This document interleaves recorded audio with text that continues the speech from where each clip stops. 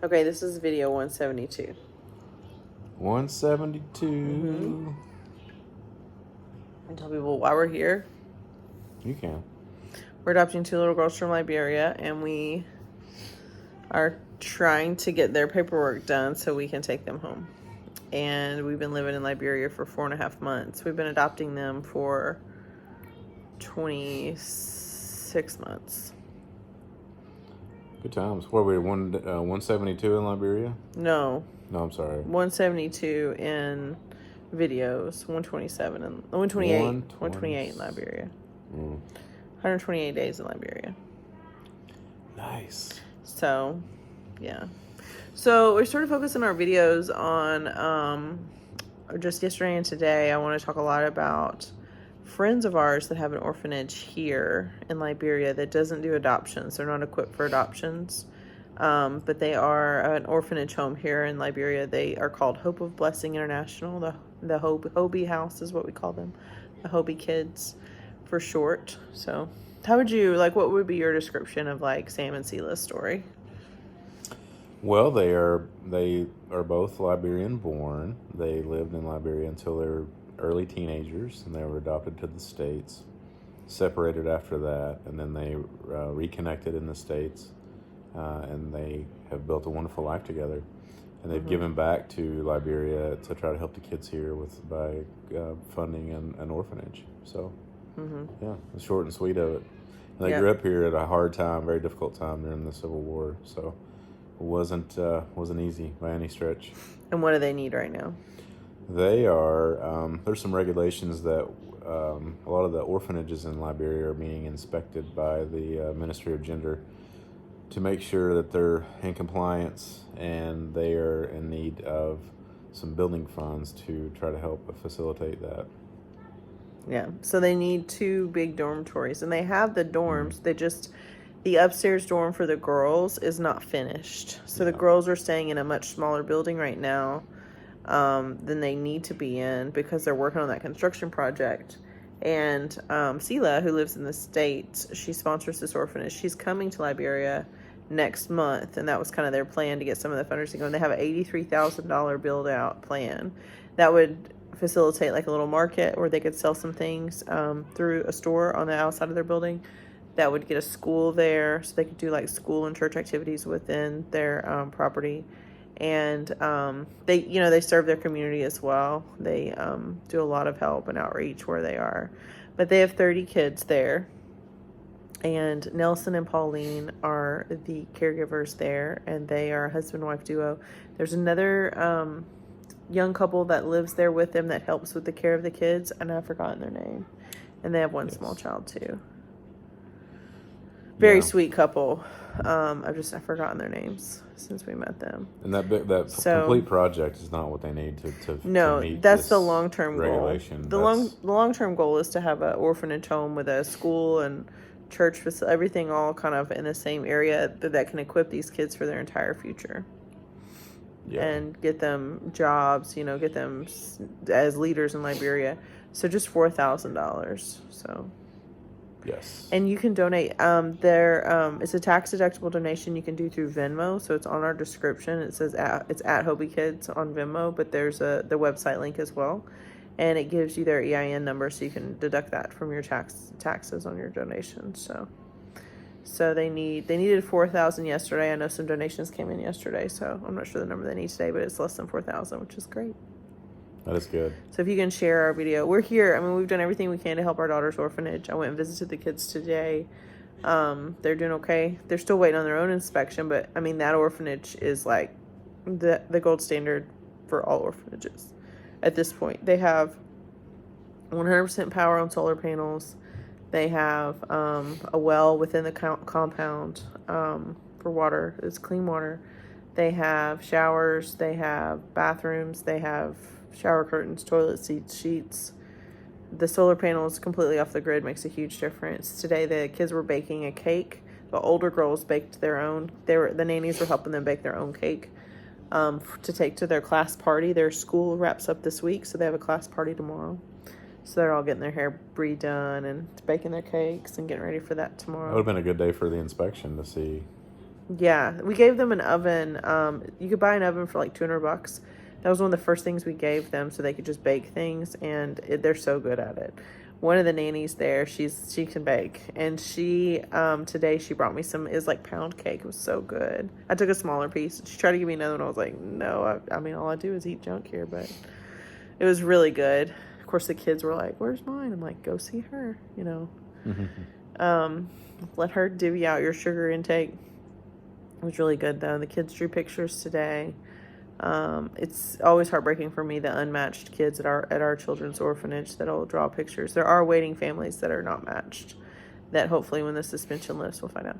So Madam MOG is what I've been calling her. She was supposed to be back in the office today. According to the Ministry of Gender Facebook profile, she was there because they had meetings there that were important today. So she was there.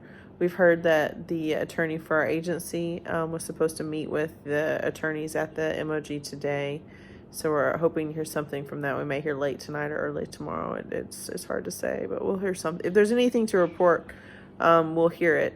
So the ban on adoptions countrywide has been lifted, which is good. It's just not lifted for us yet. So that's all. We're pretty miserable just wanting to know something because it's such a roller coaster.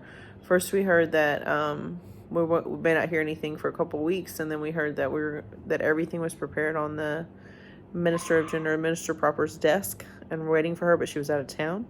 And now that she's back in town, it's been 2 days since she's been back in town and in the office. So we're kind of like, what's happened? Nobody will tell us. We just don't know.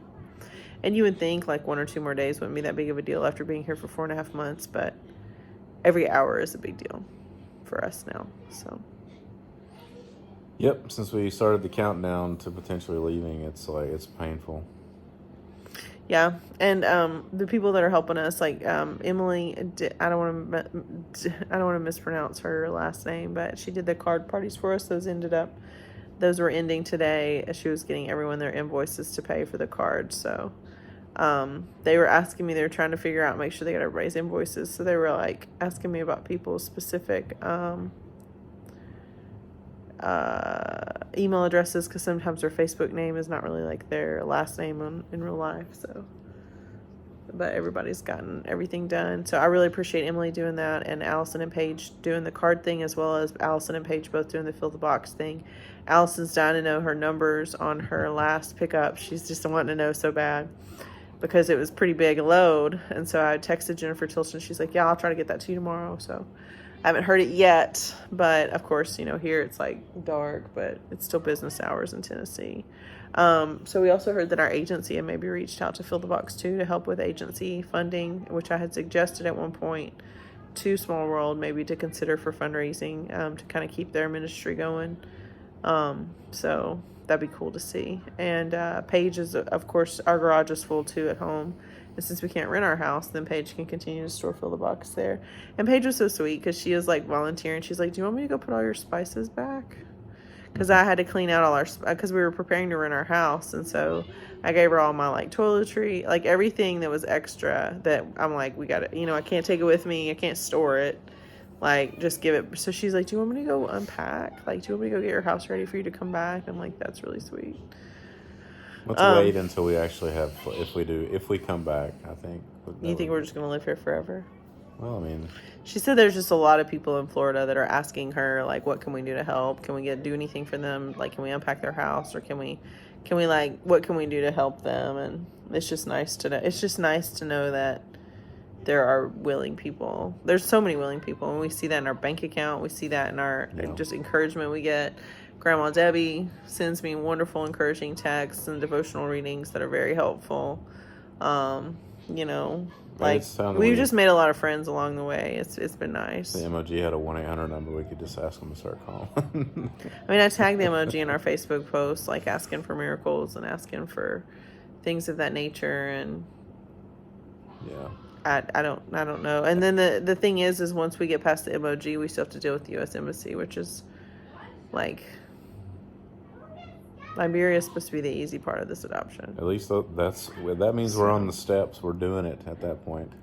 So we are very prepared to leave here without our kids. The two scenarios that we would leave without our kids is, number one, we'll have to leave. Maybe if we run out of money, we'll have to leave before the suspension is lifted, before we can get custody, and before we can adopt them in Liberia. That's definitely not what we want. What we want is to adopt them in Liberia, to get the U.S. Embassy to approve us and to leave. That's what we want. There's a lot of things that have to happen before that can happen. But that's what we want. That's choice number one. Choice number two is adopt them in Liberia. Adopt them in Liberia. No, it's in the bathroom. Choice number two is adopt them in Liberia. Let them hang out with us for a couple weeks as a family, but then leave them here in their orphanage. Take them back to their orphanage and leave them there until we can hear from the U.S. Embassy and get permission to immigrate them back home. So that's our choice number two, is that we would have to, and I've started talking to them about that. And the older one, she gets it. Like, she doesn't love it, but she's like, she understands. The younger one's like, I don't know, I might as well be telling her that there's, popcorn on the moon and we're going there next. Like, she doesn't want to, either she just doesn't understand what I'm trying to tell her. More likely, she knows what I'm telling her, but doesn't really want to accept it as the truth, so she's just pretending like it's not happening. Like, we had a kid that used to do that. I'd be like, okay, so you're going to go to school tomorrow.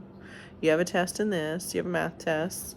And then we're going to pick you up, and then we're going to go to this. And she just didn't like that plan, so she would say, did you know that elephants love camels? Like, just something that doesn't even make sense, like off-the-wall things. So, like, those are the two options. Like, either she doesn't understand what I'm saying, or she understands a little bit, and she just doesn't know what to say back, or she understands completely, but she just won't accept it. So this is her way of just avoiding the truth.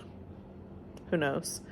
But I mean, there are certainly all kids that grow up in orphan care have so many things that are wrong. Like, they're behind. Like, their emotional development is not correct. Their academic development is not correct. Like, nothing about them is in the right order or finished. They may have exceptional skills in something. They're really good. They may be one of these kids that's just going to do great.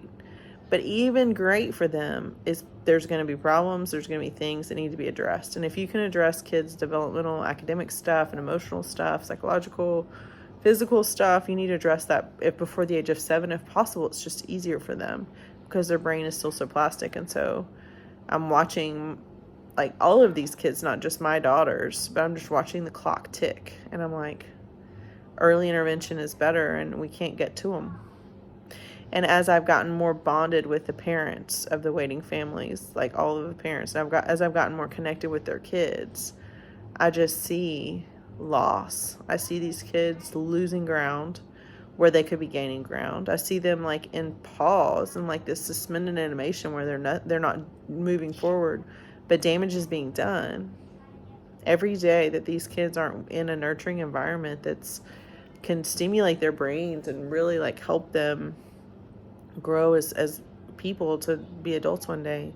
Every single day that we lose that, we lose something for them.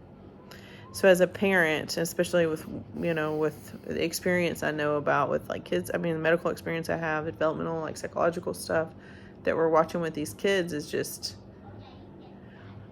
I wish I could get the Ministry of Gender, Children, and Families, Minister Proper, to hear me when I say, you have got to move more quickly. You cannot wait on this anymore. These kids are being traumatized unnecessarily, and the interventions that they need to help them be successful adults are falling through the cracks.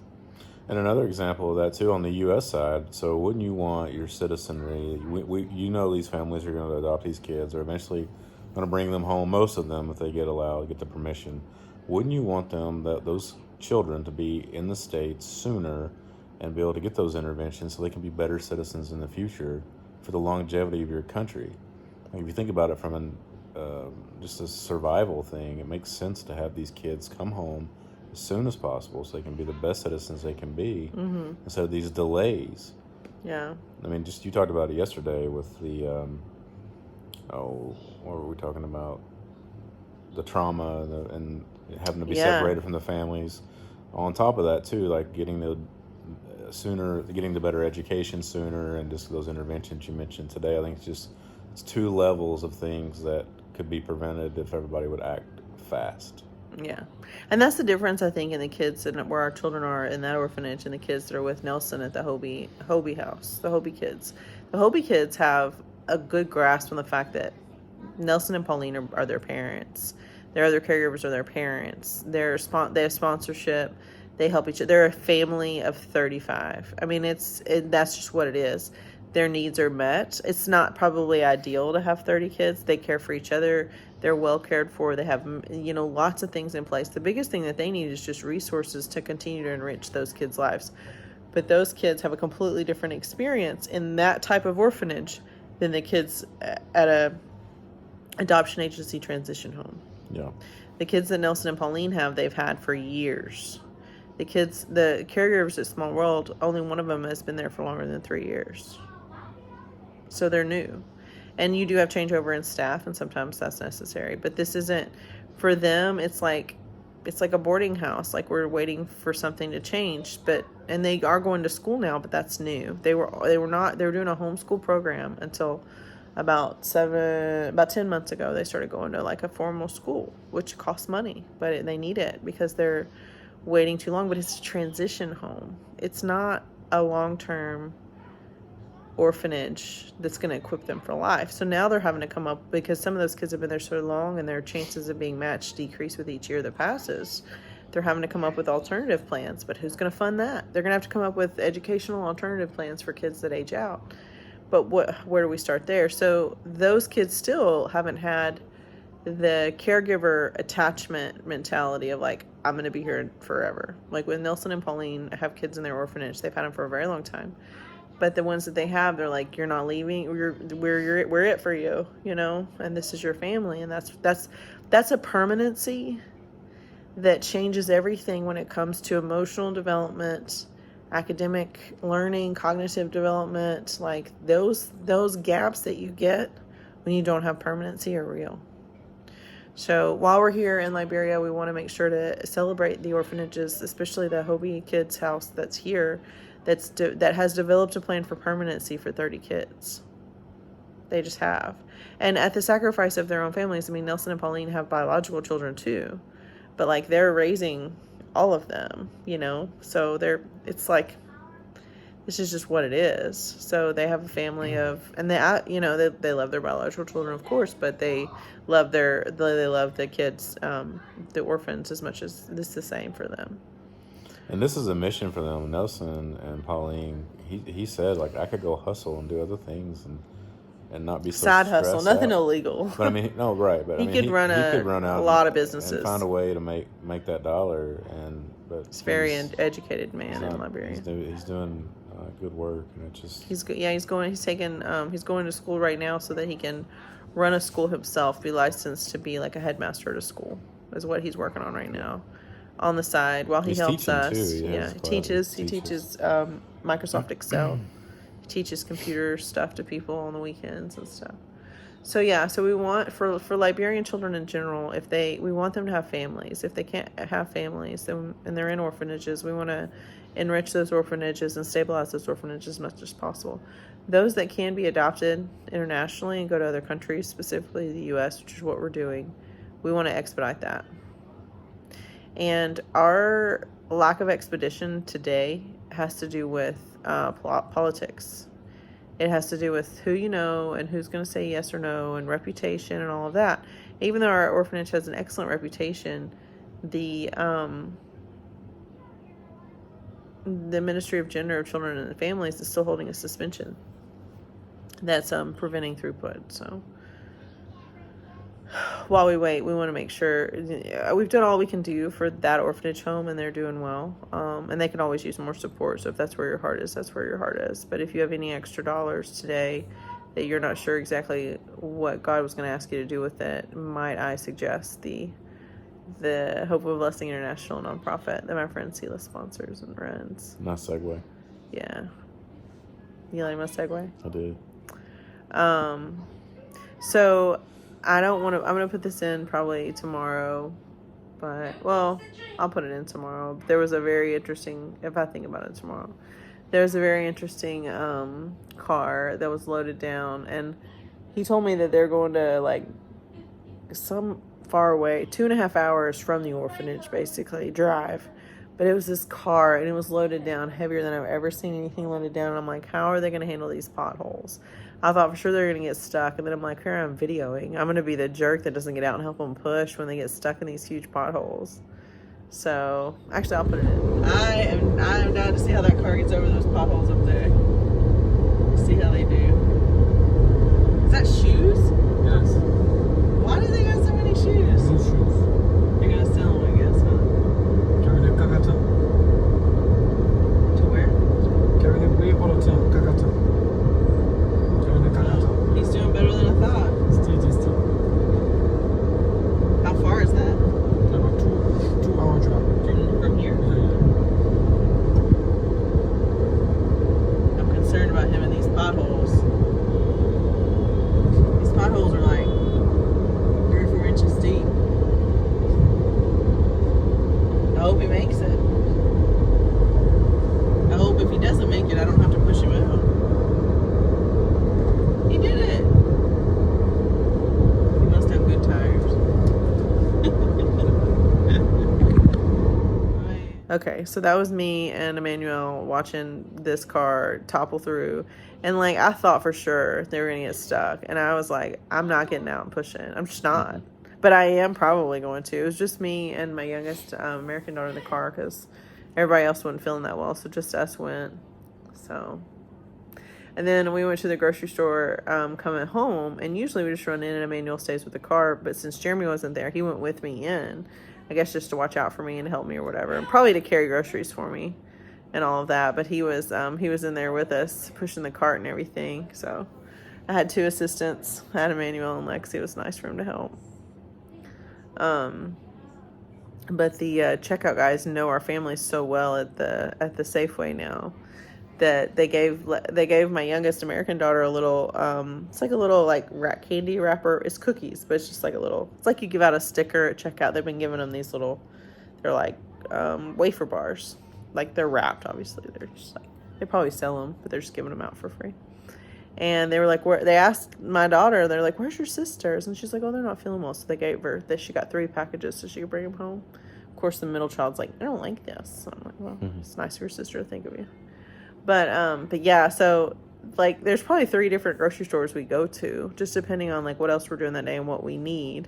But when the grocery store guys are like, they don't recognize, I mean, I don't ever pay. Usually Jeremy pays. And like the girls will always want to go in the store, but then I take them into the car while he checks out and pays because it's just a lot at the checkout. But they remember them. So they're like, where's your family? Like, I know we're like Americans, so it's easy to spot us. But I mean, the grocery store guy knows me.